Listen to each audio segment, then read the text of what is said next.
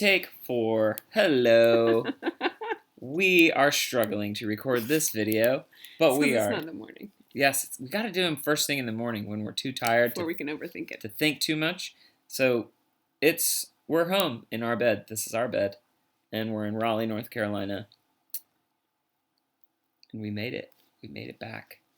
The conference ended Saturday around 4:30, and then we got some gifts for people, and then we drove to Knoxville. And I ate at this super good restaurant. Ooh, delicious. Oh my goodness, it was so good. It was called Mr. Tomato Head? What was it called? It's just called Tomato Head. No, it wasn't called just Tomato Head. The Tomato The Head? Tomato Head. Mr. Tomato Head was a better name. But anyway, our dude Michael, if you're watching, our server was the jam.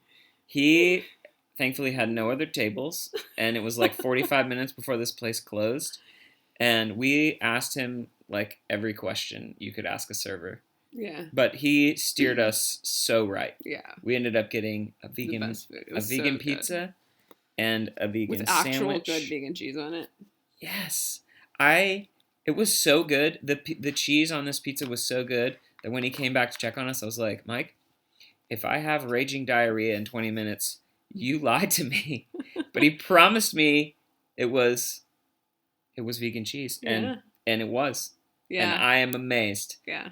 Apparently... We're going to try it next time we make fancy bread. Yeah, apparently Daya brand vegan cheese has really stepped up their game because we tried it a couple years ago. It was so terrible. Bad. So, anyway, that's interesting. What else is interesting? Well... Then we stayed at a sweet hotel. Motel. Not sweet. In Knoxville. Okay, this is my fault. It was actually horrible. But it's okay. We survived. We got there very late. And... Got up very early. It looked like the scene of a horror movie. Did not look like the scene of a horror movie. It felt like it. It felt like we might die at any moment. But I wanted to just play it cool and sleep and leave. And Eileen was just like, anyway, you did great. You powered through. I did. And then I was exhausted. I was literally falling asleep. So I fell asleep. But then definitely we woke up at 5 in the morning to the sound of someone sawing through our wall. They were not sawing. They were sawing through our wall. Someone was coming through the wall. It was happening. It was like...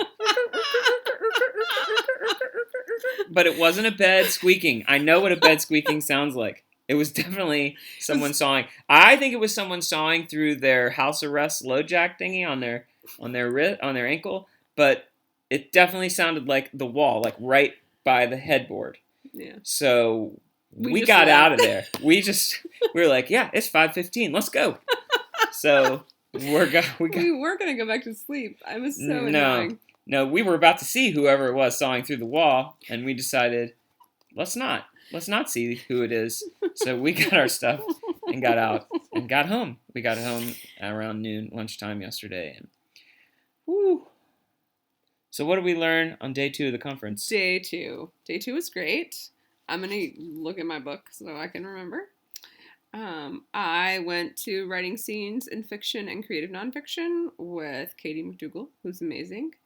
She does a lot of stuff, including teach. So her session was very well planned out. She Good job, Katie. 2 handouts, and one was just a scene that we read together, and then the other had so much information and tons of quotes by this amazing guy talking about dialogue, which for me is difficult, especially since for me, I can't. There's no way I can write what we actually said. But that's fine because this guy, I haven't told you this, but the quote was fantastic, and I can't really repeat it, but basically it was like you have to tell the truth with lies. It's something like that is the name of the book. Lies that tell the truth. So it's something that's not true, but it's like kind of more true. Like it has the kind of the episode of What I'm Doing, where you just summarize it really succinctly and make it sound really good. And communicate everything you need to communicate, but not in a long-winded way. I gotta work on that. Tough. So then I went to episodic screenplays, which was great. I learned a lot about screenplays. Didn't learn anything about making them episodic, but it was really helpful. And then it was great. It was really helpful. Anyway, because I started writing a screenplay for a book or like a story. It's a story. You're trying to figure out how to tell it. So I thought of like 2 books that it would be, and then the screenplay is one of them. But obviously, like, that's not going to happen for a really long time. And I'm going to write the book first. I mean, I'll write the screenplay first, and then I'll write the book. And not do anything with the screenplay yet, if ever. Then I went to... Writing for Your Life. Yes, from Your life. No, Writing for Your Life. It was great. They kept actually saying that, which was kind of weird. What, Writing for Your Life? Yeah. It's right here. Oh, thanks, honey. Mm-hmm. Yeah, and that was great. River Jordan was giving us some Thomas Merton quotes, which was very cool. Did she? Is that her real name? Do you know? River? I don't know. Her pen name, at least, is River Jordan. So Could her be a real family, name. she read us also like part of the introduction of one of her books, Mm-hmm. which was also amazing. And it just was talking about her background and the religious aspects to that. Mm-hmm. And so I don't know. Totally think it could be her name. Cool. It's a cool name. Let us know, River. Names are cool, even if you make them up or they're given. Like Kelcade, who was... Oh, yeah. The final keynote Yeah. is Kelcade. And if you don't know her, like we didn't, she's a really cool story. I don't know that we have time to tell it right now, though. Yeah, you can look her up. She's awesome. She wrote a book and put it on Amazon at a very low place in her life. And it just blew up. Yeah. No publisher, no editor, nothing. Just wrote it, put it up on Amazon, and now she's written 4 books, self-published on Amazon. She writes fantasy. She has a fantasy series that people are loving, like totally loving. And she was amazing. Really cool to hear her story. And I'm sure our kids will be super into it. We wish her all the best. We can't wait to read the stories.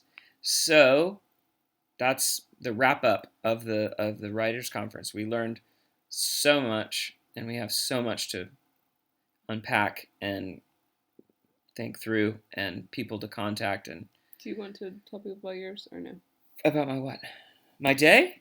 Oh yeah, I had a great day. I learned about intellectual property and marketing your book, and the editor-author relationship. All of the businessy things. Businessy things, yeah. Yep, but we're going to sign off for now. We're going to update. Maybe we'll do another to kind of finish unpacking the conference, but we're not going to do these every day because, we don't have anything interesting to say every day. But most days are really boring. Not true, actually. But that's it for now. So we'll see you next time. Bye. Are you going to do the thing? I don't know really where it is. You got to do the thing. I know. We got a thing planned. Sorry. Hold on. Okay. All right. I wasn't ready. See you next time. Bye.